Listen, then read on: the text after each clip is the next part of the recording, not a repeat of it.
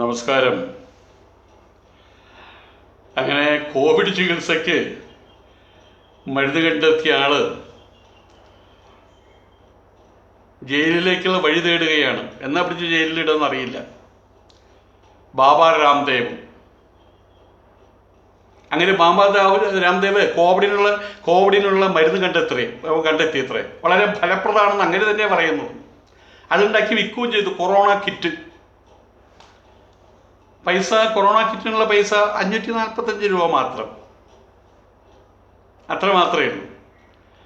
അത് 3 ദിവസം 14 ദിവസം, അതിൻ്റെ ഇടയിൽ ചിലപ്പോൾ കഴിച്ചാൽ 3 ദിവസത്തിനകത്ത് തന്നെ പരിപാടി തീർന്നു കിട്ടും, ചിലപ്പോൾ 14 ദിവസം നീണ്ടു നിൽക്കും എന്നാണ് അങ്ങനെ പറഞ്ഞിട്ടുള്ളത്.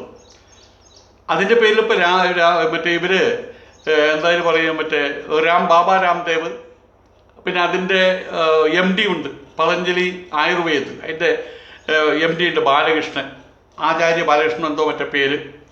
ഇവരുണ്ടാക്കിയ മരുന്നിൻ്റെ പേര് കൊറോനിൽ മരുന്നാണ് ഉണ്ടാക്കിയത്.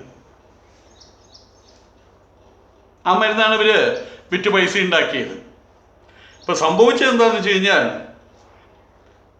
കംപ്ലൈൻറ്റ് പോയിരിക്കുകയാണ് മിനിസ്ട്രി ഓഫ് ആയുഷിൽ. കംപ്ലൈൻറ്റ് പോയിരിക്കുകയാണ് അവിടെ. രാജസ്ഥാൻ സർക്കാരിൻ്റെ കംപ്ലൈൻറ്റ് പോയിരിക്കുകയാണ്.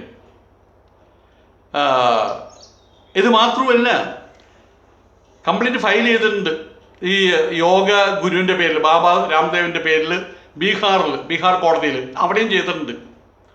ഉത്തരേന്ത്യക്കാരെ, കേരളത്തിലുള്ള ആൾക്കാരൊന്നുമല്ല.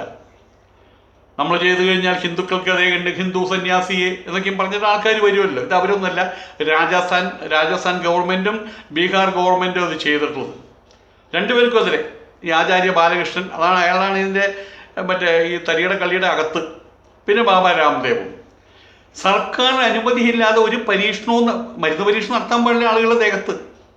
ഇപ്പം ഞാൻ എന്തെങ്കിലും മരുന്ന് അരച്ചു കൂട്ടി അത് നല്ല മരുന്നാണ്, എഫക്റ്റീവ് ആണെങ്കിൽ അത് എന്നിൽ പരീക്ഷിക്കാം, പക്ഷേ നാട്ടുകാരിലോട്ട് പരീക്ഷിക്കാൻ പാടില്ലല്ലോ.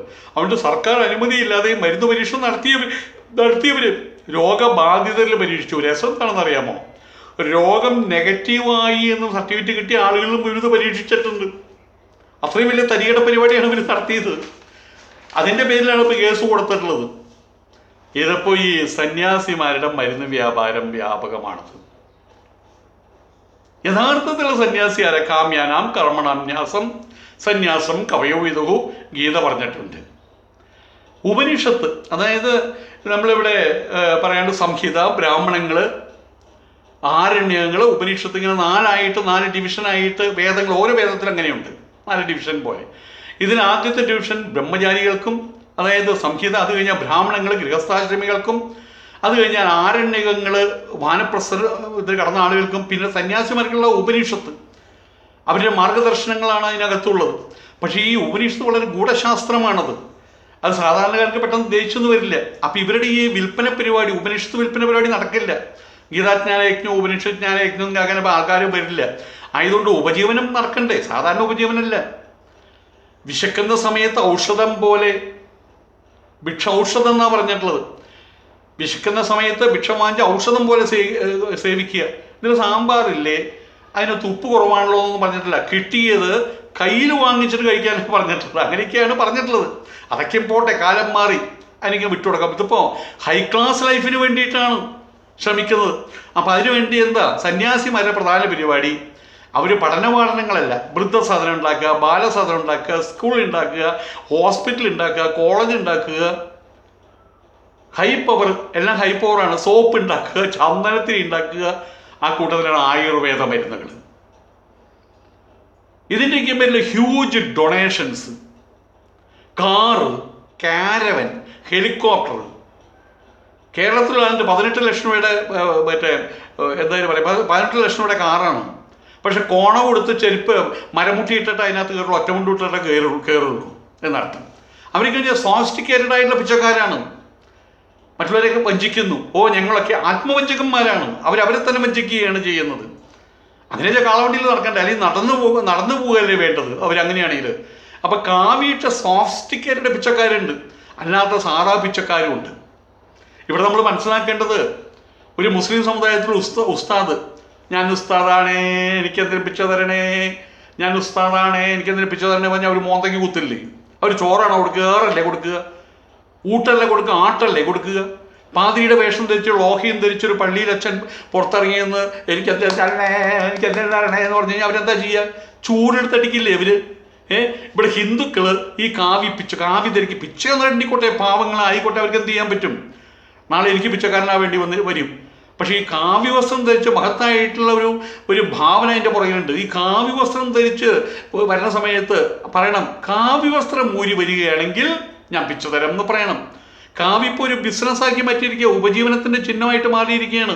അവിടെ ധർമ്മചിന്തയൊന്നുമില്ല, പഠിപ്പിലും അങ്ങനത്തെ കാര്യങ്ങളൊന്നുമില്ല, പഠിക്കലൊന്നുമില്ല, സമൂഹത്തിന് മാർഗദർശനം കൊടുക്കുന്ന പരിപാടിയില്ല. ധർമ്മചിന്തയുടെ ആ സമൂഹത്തിൻ്റെ ധർമ്മചിന്ത അതിൻ്റെ ആ ഇക്വിലിബ്രിയം നഷ്ടപ്പെടുന്ന സമയത്ത് അതിനകത്ത് ഇടപെടലുമില്ല. അധർമ്മത്തിൻ്റെ മർമ്മം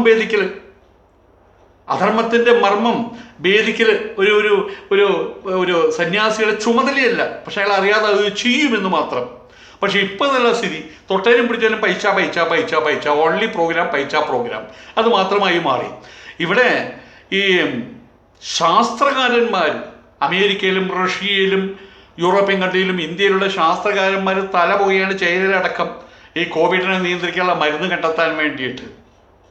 ആ കോവിഡിൻ്റെ ജനിതക സ്വഭാവം എന്താണ്, അതിനെ പറ്റി ആൻറ്റിബോഡി എന്താണ്, ഇതിനു വേണ്ടിയിട്ട് അവർ കണ്ണിൽ എണ്ണ ഒഴിച്ച് മാസം 3-4 പക്ഷെ ഇവർക്ക് കണ്ട അവിടെ നമ്മൾ കുറേ പച്ചമരുന്നും മാറ്റി അമ്മയിലിട്ട് അരച്ചിട്ട് കുറച്ച് എന്തായാലും പറയുക, കുറച്ച് സ്പിരിറ്റോ കുറച്ച് ശർക്കരയോ കുറച്ചധികം ചുക്ക് ഒക്കെ ചേർത്തിട്ട് അങ്ങോട്ട് കൊടുക്കുക.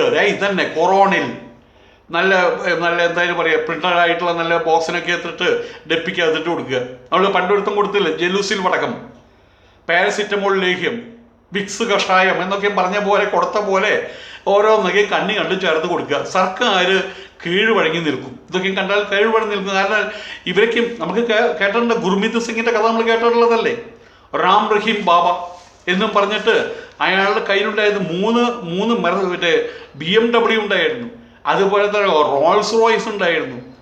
ഇവിടെ സിനിമാ നടന്മാർ അമിതാഭ് ബച്ചനോ അല്ലെങ്കിൽ രാജേഷ് ഖന്നയോ ധരിക്കുന്നതിനേക്കാൾ വലിയ രീതിയിലുള്ള വർണ്ണ പട്ടുടയാളുകൾ ധരിച്ചിട്ടാണ് വന്നിരുന്നത്. അദ്ദേഹത്തെ അറസ്റ്റ് ചെയ്യാൻ വന്നപ്പോൾ സ്ഥിതി എന്താണ്? 200 പേരോ മറ്റോ അവിടെ ഇവിടെയായിട്ട് മരിച്ചത്. അറസ്റ്റ് ചെയ്യാൻ വന്നവർക്കെതിരെ ഇവർ വന്നിട്ടുള്ള തോക്ക് 3 വർഷത്തെ പഴക്കമുള്ള അവർ ഇന്നലെ വാങ്ങിച്ച തോക്കൊണ്ട് ഇവരെ നേരിട്ടത്. ഇപ്പം അയാൾ ജയിലിലാണ്. അപ്പോൾ ഇവരൊന്നും ഈ പറഞ്ഞ നത്തോലി ചെറിയ മീനല്ല പറഞ്ഞ സന്യാസിമാരും അവരുടെ സങ്കേതവും ഗൂഢസങ്കേതമൊന്നും നത്തോലി മീനുകളല്ല, ചെറിയ മീനുകളല്ല. അതുകൊണ്ട് ഭരിക്കുന്നവർക്ക് കൂട്ടരെ ഭയമാണ്. ഇതിൻ്റെ ഭാഗമായിട്ട് ഇതിനെ ഇവർക്കൊക്കെ ഭയമാണെന്ന് ഇവർക്ക് നന്നായിട്ട് അറിയാം. അപ്പം അത് മനസ്സിൽ വെച്ചുകൊണ്ടാണ് ഇങ്ങനെയുള്ള ആളുകൾ. രാംദേവിൻ്റെ കഥ മാത്രമല്ല, കേരളത്തിലുണ്ട് വലിയ മീനുകൾ, കേരളത്തിലുണ്ട് നല്ല ബിസിനസ്സുകാർ, നല്ല വ്യവസായം നടത്തുന്ന ആൾക്കാർ. അവരുടെ തലയ്ക്കകത്ത് ധർമ്മചിന്തയൊന്നുമില്ല. ഹിന്ദു ധർമ്മത്തിൻ്റെ പേര് പറയും. അവരുടെ തലയ്ക്കകത്ത് വേദങ്ങളില്ല, വേദാന്തങ്ങളില്ല, ഗീതയില്ല, ഭാഗവതമില്ല, നാരായണിയില്ല, രാമായണമില്ല, മഹാഭാരതം ഒന്നുമില്ല. അവരെ മനസ്സിലുള്ളത് മുഴുവൻ പൈസ എന്നുള്ള പരിപാടിയല്ലാണ്ട് വിദേശത്ത് ചുറ്റിക്കറങ്ങി കിടന്ന് അവിടെ നിന്നും പൈസ കൊണ്ടുവരൽ, ഇത്തരം കാര്യങ്ങൾ എന്തിനു വേണ്ടിയിട്ടാണ് അതൊക്കെ സമ്പാദിച്ചു വെക്കുന്നതെന്ന് അറിയില്ല വാസ്തവത്തിൽ. ഇവിടെ തമിഴ്നാട്ടിലുണ്ടായിരുന്ന എന്തായാലും പറയുക, കൽക്കി സ്വാമി ഉണ്ടായിരുന്നു. അയാളുടെ പുറകിൽ എന്തായിരുന്നു ആൾക്കാർ. വിജയകുമാർ എന്ന് പറഞ്ഞ് ഇവിടെ ജോലി നോക്കി നടന്നിരുന്ന ആളാണ്. ഒരു സുപ്രഭാതത്തിൽ ഏറ്റവും എളുപ്പമായിട്ടുള്ള ബിസിനസ്സാണല്ലോ ഈ ആത്മീയ ബിസിനസ്, ആത്മീയ കച്ചവടം. അതങ്ങോട്ട് തുടങ്ങി അയാൾ ഉയരാൻ തുടങ്ങി. അയാൾ ഇരിക്കുന്ന കസേരകൾ, സ്വർണ്ണ കസേര, ഭാര്യയുണ്ട്, മകനുമുണ്ട്. അവർക്കാണെങ്കിൽ കൊണ്ട് കൊടുക്കുന്നത് മനസ്സിലാക്കണം. ഭാര്യയും മകനൊക്കെ ഉണ്ട്. ഭാര്യ സുന്ദരിയാണ്, ഇയാൾ നല്ല അറിവുള്ള ആളാണ്. അവരുടെ സുഖസുഭദ്രമായിട്ടുള്ള ജീവിതത്തിന് ഇവിടുന്ന് ഈ പാവങ്ങൾ കെട്ടിപ്പേറി കൊടുത്തിരിക്കുന്ന കസേര, കുടിക്കുന്ന ഗ്ലാസ്, കഴിക്കുന്ന പാത്രം, ഇട്ട ചെരുപ്പൊക്കെ സ്വർണം. അവസാനം ഇവിടെ റെയ്ഡ് വന്ന സമയത്ത് സ്ഥാവര ജംഗമങ്ങൾ, സ്വത്തുക്കളൊക്കെയും അതിൻ്റെ കണക്ക് വേണ്ട. അങ്ങനെ ഇവിടെ കഴിഞ്ഞുകൂടിയിരുന്ന കിടന്നുറങ്ങിയിരുന്ന ബെഡ്റൂമിലെ തലയണയ്ക്ക് അടിയിൽ നിന്നും ബെഡിൻ്റെ അടിയിൽ നിന്നും മാത്രമായിട്ട് ഫോഴ്സുകാർ, ഇൻ്റലിജൻസിൻ്റെ ഫോഴ്സ് എന്തുകൊണ്ടല്ലോ, അവർ എടുത്തു കൊണ്ടുപോയത് 64 കോടി രൂപയാണ്. ഡോളറടക്കം, ഡോളറുണ്ട് കുറച്ച്, ഇന്ത്യൻ രൂപയുണ്ട് കുറച്ച്, 64 കോടി രൂപ. ഇതാണ് ഇവിടുത്തെ സ്ഥിതി. ഏതായാലും ഈ പുതിയ തലമുറയിലുള്ള ആളുകൾ അവരവർ വഴിതെറ്റിക്കുകയാണ് വാസ്തവത്തിൽ ചെയ്യുന്നത്. വിദ്യാസമ്പന്നർ വരെയുള്ള ആളുകൾ ഈ കോവിഡ് വടകം അത് കോവിഡ് രസായനമാണെന്ന് അറിയില്ല, അത് വാങ്ങിച്ച് കഴിച്ചു എന്നാണ് പറയുന്നത്, ഈ 10-600 രൂപയും കൊടുത്തിട്ട്. ഏതായാലും ഒരു നല്ല ന്യൂസാണ്. രാജസ്ഥാൻ ഗവൺമെൻറ് അതുപോലെ ബീഹാർ ഗവൺമെൻറ് ഇവർക്കെതിരെ കേസ് കൊടുത്തു എന്നുള്ളത് വലിയ ആശ്വാസജനകമായിട്ടുള്ളൊരു വാർത്തയാണ്. ഉത്തരേന്ത്യക്കാർ തന്നെ പ്രതികരിക്കാൻ തുടങ്ങിയല്ലോ ഇങ്ങനെയുള്ള ദൈവങ്ങൾക്കെതിരെ. അതിൻ്റെ കൂട്ടത്തിൽ ഈ മരുന്ന് നമ്മുടെ കേരളത്തിലെത്തിയിട്ടുണ്ടോ എന്ന് അറിയില്ല കേട്ടോ. കാരണം കേരളത്തിലുണ്ട്, പതഞ്ജലി ആയുർവേദിക് എന്ന് കേരളത്തിലും നിരക്കപ്പരക്കെ ആരംഭിച്ചിട്ടുണ്ട്, പലരും ആരംഭിച്ചിട്ടുണ്ട്. അവിടെ ഈ മരുന്ന് വന്ന് ആരും കഴിക്കാതിരുന്നാൽ അവർക്ക് അത്രയും പൈസ ലാഭം. മാത്രമല്ല ആ മരുന്ന് കഴിച്ചു കഴിഞ്ഞാൽ വേറെന്തൊരു അപകടം ഉണ്ടാവുമെന്ന് അറിയൂല. ഞാൻ പറഞ്ഞത് മാത്രം. നമസ്കാരം.